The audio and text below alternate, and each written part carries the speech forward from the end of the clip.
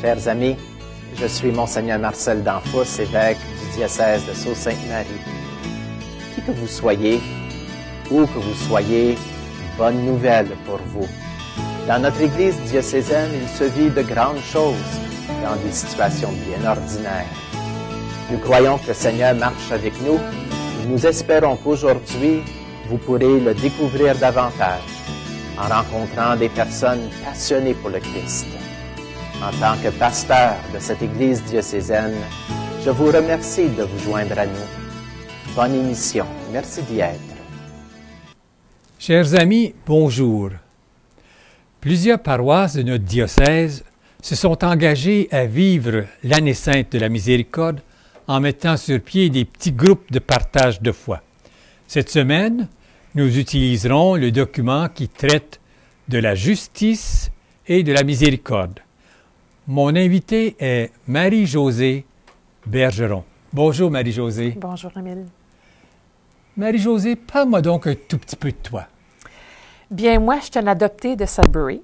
Je viens originellement ce qu'on appelle le Tri-Town, ou le côté ontarien du Témiscamingue.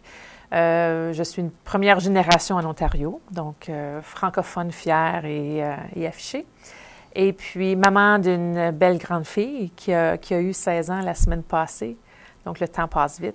Et puis, je travaille 4 jours semaine. Et puis, le restant du temps, je suis maman et épouse. Et puis, le bon Dieu est pas mal important pour moi. Et si tu veux, prenons le temps de nous recueillir et de prendre conscience que Jésus est vraiment ici présent. Et demandons-lui de nous envoyer son Esprit Saint. Oui, viens, Esprit Saint. Viens à nos cœurs et comble-les de tes grâces. Montre-nous ce que nous devons penser. Enseigne-nous ce que nous devons dire et faire. Nous te le demandons au nom du Père, du Fils et du Saint-Esprit. Amen. Au quotidien, il est question de justice. Et ce que j'entends souvent, surtout de la part des enfants, mais aussi d'ailleurs, c'est pas juste. On entend ça souvent. Puis même les adultes, des fois, on ne va pas nécessairement le dire, mais on va souvent le penser. Au travail, il y a de quoi qui se passe. Ah, c'est pas juste. Pourquoi cette personne-là a eu ça? Ou ainsi de suite. Et d'après toi, qu'est-ce qui n'est pas juste? Qu'est-ce qui n'est pas juste? Parfois, ça peut être pourquoi que d'autres familles ont des choses différentes où ils ont tout ce qu'ils veulent, alors que certaines familles, on doit bûcher et on a de la misère à atteindre certains niveaux ou certaines choses qu'on souhaite. Donc, des fois, on va se sentir des fois qu'il y a un peu d'injustice, mais des fois, on trouve, des fois, on va se comparer aux autres et puis on va trouver, c'est, comme on dit, c'est pas fair, c'est pas juste. J'entends parfois dire, un enfant meurt, puis un vieillard continue à vivre. C'est pas juste. Ce petit enfant-là n'a rien fait de mal. Ben oui, c'était pas l'ordre qu'on était supposé d'avoir, puis... C'est pas selon notre justice. Hein? Absolument. Puis notre vision de justice n'est pas toujours la même que celle du bon Dieu. Oh, ça, il y a une grosse différence et nous allons voir ça dans les textes du pape ce soir. Et qu'est-ce que nous devons faire pour éviter l'injustice? C'est une grosse question, ça. Qu'est-ce qu'on doit faire pour éviter l'injustice? Je pense que c'est de se rappeler, de se mettre dans les souliers du bon Dieu, de Jésus. Puis des fois, penser, qu'est-ce que Jésus voudrait que je fasse dans cette situation? Quelles sont les paroles que je devrais accorder? Quelles sont les actions que je devrais faire?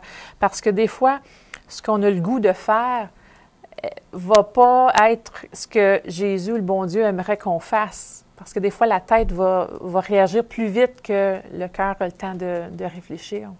Et comme parents, nous voulons traiter nos enfants également. Toi, tu es seulement qu'une fille, mais en ayant 3 enfants, nous voulons les traiter également, mais en leur donnant exactement la même chose, c'est peut-être pas plus juste. Non. Ce qui serait juste pour moi, c'est de tenir compte des besoins de chacun. Absolument. Si un a besoin de telle chose, c'est ça que je lui donne ou je fais pour Oui. lui. Si quelqu'un aime si un d'eux autres aime beaucoup la musique, bien, donner un cadeau d'un CD ou la musique aux trois, c'est pas leur rendre service. Les deux autres, bon, je m'en fiche, moi, de la musique, j'aime pas ça.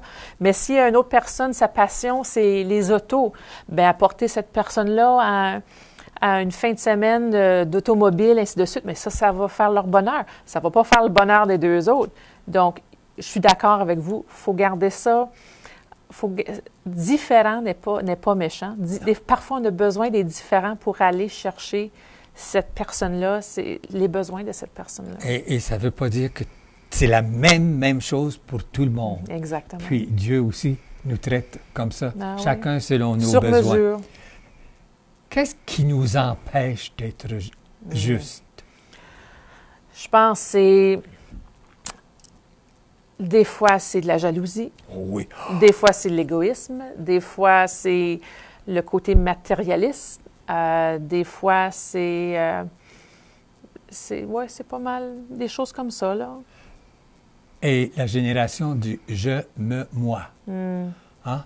Oui. Quand je pense juste à moi, oui, individuel. Hein? Ça peut m'empêcher d'être juste. Et si tu veux, nous allons aller à la parole de Dieu. Ce soir, nous avons la parole de la femme adultère qui vient de Saint Jean. Et je vais faire le narrateur, puis toi, tu feras les personnages. D'accord. Jésus s'était rendu au mont des Oliviers de bon matin, et il retourna au temple de Jérusalem. Comme tout le peuple venait à lui, il s'assit et se mit à enseigner. Les scribes et les pharisiens lui amènent une femme qu'on avait surprise en train de commettre l'adultère. Ils la font avancer et disent à Jésus: « Maître, cette femme a été prise en flagrant délit d'adultère. Or, dans la loi, Moïse nous a ordonné de lapider ces femmes-là. Et toi, qu'en dis-tu? » Il parlait ainsi pour le mettre à l'épreuve, afin de pouvoir l'accuser. Mais Jésus s'était baissé, et du doigt, il traçait des traits sur le sol. Comme on persistait à l'interroger, il se redressa et leur dit: « Celui d'entre vous qui est sans péché, qu'il soit le premier à lui jeter la pierre. » Et il se baissa de nouveau pour tracer des traits sur le sol.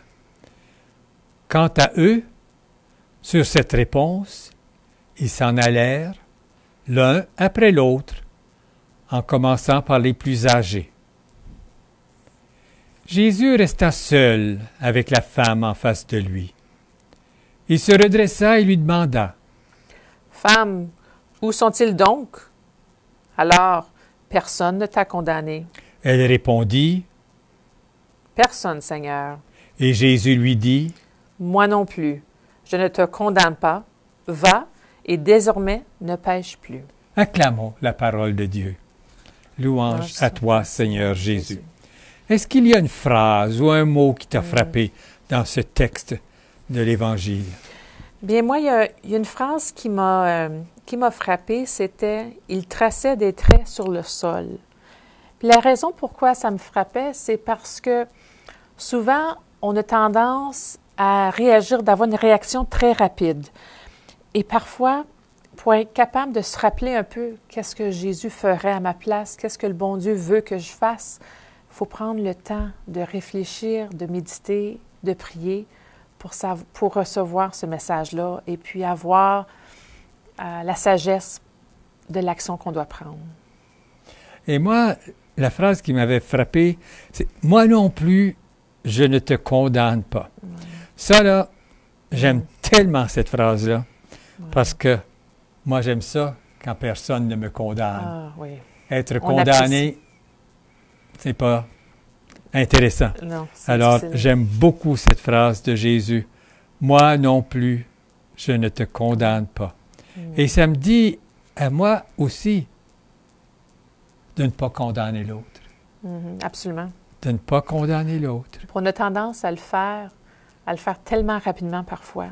On apprécie lorsque les autres ne nous condamnent pas, qu'ils vont nous pardonner, ainsi de suite. Mais il faut se rappeler, là, c'est pas un sens unique. Il faut que ça soit un deux voies, là. Et ça rejoint ce que tu as dit tantôt, de prendre le temps Oui. avant de De parler réagir. ou d'agir ou de condamner. Hein, Jésus s'est baissé, a tracé des traits sur le sol. Alors, prendre le temps avant de condamner et de voir, moi aussi, Oui. je peux avoir fait des choses Mhm. semblables ou même pires. Exactement. Et maintenant, nous allons aller dans le texte de la bulle du pape. Ce texte-là s'intitule « Le visage de la miséricorde ». Et aujourd'hui, nous prenons la partie qui traite de justice et de miséricorde. Alors, le premier paragraphe que nous avons ce soir, aujourd'hui, c'est le paragraphe 20. Peux-tu nous en parler? Oui, on parle dans ce paragraphe-là, on va parler de la justice aux yeux de Dieu. Donc, parfois, on pense à justice, on va penser à loi, règlement, des choses qui sont concrètes, la justice humaine, disons. Mais là, il faut vraiment regarder du point de vue du bon Dieu comme juge. Quelle est sa justice et non la nôtre? Sa justice. Et puis, donc, c'est la justice d'après Dieu et non d'après les hommes. Parce que c'est deux différentes sortes de justice. Parce que comme tantôt on mentionnait, les hommes étaient prêts à lapider cette femme, mais Dieu ne l'était pas. Donc, Et en fait, les hommes qui venaient accuser cette femme-là, peut-être qu'ils étaient plus coupables qu'elle. Oui, oui. On ne sait pas ce qu'ils ont fait, eux autres. Exactement. L'Évangile ne nous le dit pas. C'est ça. Hein? Oui. Alors, la justice des hommes, Donc, c'est une différente sorte de justice que celle de Dieu. Donc, c'est vraiment d'y penser, de regarder les choses avec les yeux de Dieu comme juge. et de dépasser la loi. Hein? Oui, aller au-delà de la loi, là, écrit le mot sur mot. Et le pape donne de très bons mots à la fin de son paragraphe. Veux-tu nous les lire? La justice est essentiellement conçue comme un abandon confiant à la volonté de Dieu. Répète donc ça. L'abandon confiant à la volonté de Dieu. Et c'est ça que l'on vise à faire, nous abandonner complètement à la volonté de Dieu. Et le pape continue en nous parlant de l'importance de la foi. Jésus parle plus souvent de l'importance de la foi que de l'observation de la loi. Oui. Pour Jésus, la foi est plus importante que la loi. Et il n'est pas venu pour appeler des justes, Oui. mais pour guérir des pécheurs. Et la vision de la justice de Jésus, c'est plutôt comme un grand don. Lui, sa justice, c'est de donner à Oui. chacun, en fait, la miséricorde de Dieu. Oui. C'est ça qu'il veut. Il veut donner la miséricorde à chacun des pécheurs. Il veut offrir le pardon et le salut. Il a dit à un moment donné, « Je ne veux pas qu'un seul de ceux que tu m'as confiés se perde. » Oui. C'est Alors, de les garder. Il veut tous les garder. Mais Jésus a été rejeté parce qu'il ne vivait pas la loi Mhm. selon l'esprit humain. Oui. Et les pharisiens puis les docteurs de la loi, eux autres, ils posaient des poids sur les épaules des gens. Et Jésus leur disait, ne mettez pas des poids sur leurs épaules. Vous êtes là pour les aider à la place. Oui. Puis Alors, comme on à tout- dit, non le sacrifice, mais le La pardon, miséricorde, la miséricorde. c'est ça, exactement. c'est ça. Et parle-nous du paragraphe suivant, des paragraphes suivants. Le prochain paragraphe, au niveau de la miséricorde, au niveau de la mission de Jésus, donc c'est d'aller au-delà de la loi, parce que la mission de Jésus, c'était pas seulement de faire les choses d'après un certain ordre ou de certaines choses dictées, mais c'était aller au-delà de ça. Puis ça, c'est un défi, c'est un gros défi de faire ça. Et puis, un peu comme, parfois, il y en a qui, on va voir sur une pierre, ils vont indiquer QFJ, les 3 lettres, QFJ. Que ferait Jésus? Donc, de regarder les choses, puis se dire, que ferait Jésus dans cette situation-là? De penser à sa mission, que s'il était à côté de nous, puis il l'est, pour nous guider, pour savoir quelle chose faire, quelles actions faire. Donc, c'est regarder un peu, essayer d'imiter un peu sa mission, la continuer dans la vie qu'on a aujourd'hui. Et ensuite de ça, Paul, lorsqu'on parle de Paul, il inculque aussi d'être juste par... Lui était fort sur la loi, hein? Oui, avant de devenir chrétien. Absolument. Qu'est-ce qu'il faisait pour... C'était la loi, c'est noir et blanc, là. La loi seulement. Tous ceux qui s'en allaient avec Jésus, oui. fallait les mettre en prison. C'est ça. Alors lui, c'était la loi avant. Mais qu'est-ce qui lui est arrivé? Mais c'est ça. Après, avec la conversion au Christ, là, il est devenu juste par la foi. Il a pu suivre le parcours, le guide ou la philosophie que Jésus partageait avec les gens, et puis il a pu adopter ce genre de mission-là. Et il a quitté la partie de la loi comme il connaissait au début, puis aller à une loi au niveau de la foi, au niveau de la justice aux yeux de notre bon Dieu. Et ça me fait penser à Saint Joseph. Saint Joseph, on dit que c'était un homme juste. Avant son mariage, il a découvert que Marie était enceinte. Et selon la loi, il devait la renvoyer. Oui. Alors lui avait fait comme un cheminement secret, là, puis il allait dire, je vais l'envoyer dans le secret. Mais en songe, il a reçu un message, prends Marie chez toi. Et là, il a ajusté sa volonté. Il a cru en la parole de ce songe. Il lui a dit, prends Marie. Et il a pris Marie. Alors, il est devenu juste par la foi. C'est par sa foi que Saint Joseph est devenu juste. Et nous sommes appelés à devenir des justes par la foi. Exactement. Bien dit. Et dans le paragraphe suivant, le pape nous explique que la miséricorde n'est pas contraire à la justice, mais la miséricorde, c'est comme un exemple du comportement de Dieu envers le pécheur. La miséricorde, il n'est pas contre la justice, mais c'est le comportement de Dieu envers le pécheur. Et Dieu donne une chance. Puis la justice de Dieu, c'est son pardon. Oui. Tu sais, c'est ça qui est pas mal intéressant. Oui. Et Dieu est Dieu parce qu'il est miséricordieux. Comme le peuple juif a été infidèle. Ils ont été infidèles. Ils se sont révoltés. Mais malgré ça, Dieu a été bon à leur égard. Et son cœur ne s'est pas retourné contre lui-même. Et il est Dieu. C'est comme ça. Il est Dieu, il est miséricordieux. Il n'est pas venu pour exterminer. Et saint Augustin dit qu'il est plus facile pour Dieu de retenir sa colère plutôt que de retenir sa miséricorde. Dieu peut retenir sa colère, mais sa miséricorde, il ne peut pas. Oui. Son pardon, sa compassion. Et sa miséricorde est éternelle, il ne peut pas s'en défaire. Et si Dieu s'arrêtait d'être juste, s'arrêtait à la justice, d'après le pape, Dieu cesserait d'être Dieu. Il serait comme tous les hommes. Et Dieu va au-delà de la justice avec la miséricorde. Et grâce à la miséricorde de Dieu, nous faisons l'expérience de l'amour. Et l'amour, c'est le fondement de la vraie justice. Et le Christ, lui, il a vécu la justice en donnant sa vie pour toute personne qui croit. Même le bon larron sur la croix a dit « Souviens-toi de moi ». Jésus ne l'a pas condamné. Il dit aujourd'hui même.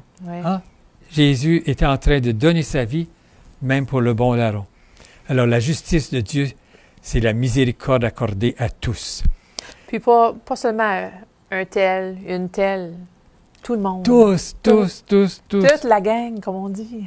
Et j'aimerais que tu me lises la dernière phrase au bas de ce paragraphe-là qui commence avec la croix du Christ.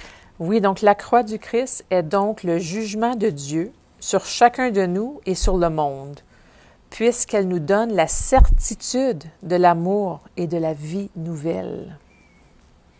Alors il prend sur lui tous nos péchés. Il nous rachète. C'est ça qu'il fait. Et dans le paragraphe suivant, tu vas nous parler d'indulgence. Vas-y. Puis, il paraît qu'au niveau d'indulgence, je pense que si on parle de ça aux jeunes d'aujourd'hui, ils ne vont pas vraiment savoir de quoi on parle. Mais je sais que j'ai déjà vu des vidéos et puis je me rappelle qu'il y a des gens qui en parlaient, que dans l'ancien temps, on payait les indulgences avec de l'argent. On peut acheter les indulgences avec de l'argent. Et puis là, le pape encourage de s'éloigner de ça. Et puis... Il veut surtout pas qu'on achète des indulgences. C'est ça. Et avec son année sainte, il veut que nous puissions obtenir les indulgences. Et de quoi est-ce qu'il nous parle pour ça, là, dans ce paragraphe-là? Bien, je pense que aussi c'est d'effacer certaines choses qui s'est passées, mais non seulement pas avec l'argent, mais plutôt avec des actions, avec le pardon, avec... et puis moi, ça me fait toujours penser un peu, j'aime beaucoup l'eau, être sur le bord de l'eau d'un lac, et puis si on peut comparer que nos péchés ou certaines choses qu'on a fait, ça laisse des traces. Ça laisse des traces. Ça fait des traces, ça fait des trous, ça fait toutes sortes de choses. Mais si on peut considérer la vague un peu comme l'indulgence de Dieu, la vague approche et efface tout. Puis c'est comme si rien n'était. Et c'est ça que le pape veut que nous fassions en traversant la porte sainte. Que nous nous laissions embrasser par la miséricorde de Dieu pour effacer toutes ces traces-là. Puis ça me fait penser aussi à un bloc de bois. Un bloc de bois avec un clou. Disons, c'est chaque clou qu'on cloue dans ce bloc de bois-là. C'est les péchés ou les actions qu'on a fait, qu'on n'est pas fier ou qu'on souhaite se pardonner ou pardonner les autres. Mais quand on enlève les clous, il y a encore un trou. Puis, avec l'indulgence du bon Dieu, bien là, ces trous-là peuvent être remplis au complet pour faire une surface plane. Et nous avons une nouvelle route, un nouveau chemin pour nous aider à grandir. Et dans le dernier paragraphe, au bas de cette page-là... Donc là, on parle de communion des saints. On parle aussi... Il y a une section qui m'a beaucoup touchée. C'était d'aller à la rencontre de la faiblesse des uns avec la sainteté des autres. Explique-moi donc ça. Oui, je vais le répéter. D'aller à la rencontre de la faiblesse des uns avec la sainteté des autres. Donc, pour moi, je considère ça, aider ceux qui sont faibles avec l'exemple des autres qui ont déjà été sur le chemin, qui suivent Dieu et Jésus de près. Alors, le pape a canonisé des personnes qui nous servent de modèle. Exactement, de modèle. Alors, ces saints-là, ils nous montrent le chemin. Puis des fois, c'est pas un chemin qu'on va être capable d'apprivoiser à 100%, mais c'est lorsqu'on rencontre des gens dans le besoin, des gens plus faibles ou des gens qui ont besoin de notre pardon, c'est de se rappeler ceux qui ont vécu étroitement sur le chemin de Dieu et puis de les prendre comme modèle pour suivre un peu dans leur piste. Parce que c'est sûr que quand on va faire des randonnées, ceux qui ont déjà fait une piste, c'est toujours plus facile de suivre la même piste que d'aller à côté. Et surtout quand il y a de la neige très épaisse. Absolument. Avec de la croûte. Alors, s'ils ont tracé le chemin... C'est ça, c'est quelqu'un avec une paire de raquettes qui a commencé la piste. Alors, c'est plus facile à suivre. Donc, c'est de se rappeler de ces gens-là et puis dire, tu sais, d'essayer de les imiter autant qu'on peut quand la situation se présente. Donc, c'est pour ça, aller à la rencontre de la faiblesse, donc ce qui nécessite notre pardon ou notre compassion, ce genre de choses, puis en pensant à la sainteté des autres, qu'est-ce qu'eux autres ont pu faire pour être capables de suivre dans les mêmes pistes. C'est ça. Oui. Et la dernière phrase, le pape nous demande quelque chose de faire pour le jubilé. En demandant au Père le pardon des péchés et l'étendue de son indulgence miséricordieuse. On répète donc ça. Donc, en demandant au Père le pardon des péchés et l'étendue de son indulgence miséricordieuse. Et en pensant à tout ça, est-ce qu'il y a quelque chose que tu aimerais faire cette semaine, toi? Bien, moi, je travaille au centre-ville de Sudbury. Puis, parfois, quand on va prendre une marche, ce genre de choses, des fois, il y a des gens qui demandent, qui vont demander des sous, qui vont demander des choses comme ça. Puis c'est sûr que certains vont passer tout droit sans les ignorant, mais il y en a d'autres qui vont leur donner un dollar ou deux, dépendant. Mais je pense que ce qui demande un peu plus de compassion, d'effort, absolument, c'est de prendre 30 secondes et leur parler. Leur demander comment ça, leur nom, comment ça va, comme, s'il fait froid dehors, est-ce que vous avez, est-ce qu'il fait froid? Avoir un échange avec eux plus longtemps qu'entendre l'écho de notre sou qui rentre dans leur petit bocal, de prendre le temps de leur parler. Puis même les gens, des fois, qui sont différents de nous, des fois, les gens vont avoir peur, puis ils vont changer le côté de la rue. Là. Ils vont commencer à marcher de l'autre côté de la rue parce qu'ils ne veulent pas les rencontrer. Bien, c'est de rester sur ce même côté-là. Et puis, parfois, ça peut être même un sourire, un regard, puis les regarder dans les yeux. Au lieu de regarder ailleurs, de les regarder. Au lieu de fuir. Oui. Je pense que ça, c'est un défi que plusieurs personnes pourraient essayer. Et moi, ce que je veux faire, c'est de remercier Dieu pour tous ses pardons. Ça, c'est ce que je veux faire pour continuer à obtenir de ses grâces. Pour qui aimerais-tu prier ce soir, aujourd'hui? Bien, moi, j'aimerais prier pour ceux qui ont de la difficulté à pardonner des gens, des amis ou des membres de la famille. Des fois, la famille, ça peut être compliqué parfois. Et puis, des fois, ils vont dire, « Ah, ces deux-là ne se sont pas parlé, ça fait 20 ans, 30 ans. » Donc, j'aimerais prier pour ceux qui ont de la misère de pardonner, d'avoir cette compassion, cette miséricorde de Dieu. Et prier pour que nous devenions des instruments de miséricorde de Dieu. Oui. Et si tu veux choisir une phrase que je vais répéter après toi, parmi celles qui sont proposées. Seigneur Jésus, qui suis-je pour juger? Seigneur Jésus, qui suis-je pour juger? Et moi, aide-moi à croire vraiment que Jésus est mort sur la croix pour me racheter. Aide-moi à croire vraiment que Jésus est mort sur la croix pour me racheter. Et demandons à Dieu de nous bénir tous, de bénir spécialement les jeunes qui se préparent à aller au JMJ et toutes les personnes que nous gardons dans notre cœur, de bénir chacune de nos pensées, chacun de nos gestes, au nom du Père et du Fils et du Saint-Esprit. Amen. Et sur ce, merci beaucoup Marie-Josée d'avoir participé à cette émission. Et retenons cette belle phrase du pape, la croix du Christ nous donne la certitude de l'amour de Dieu et de la vie nouvelle. Oui. Et vous, chers fidèles téléspectateurs et téléspectatrices, je vous remercie d'avoir été des nôtres. Au revoir, à une prochaine.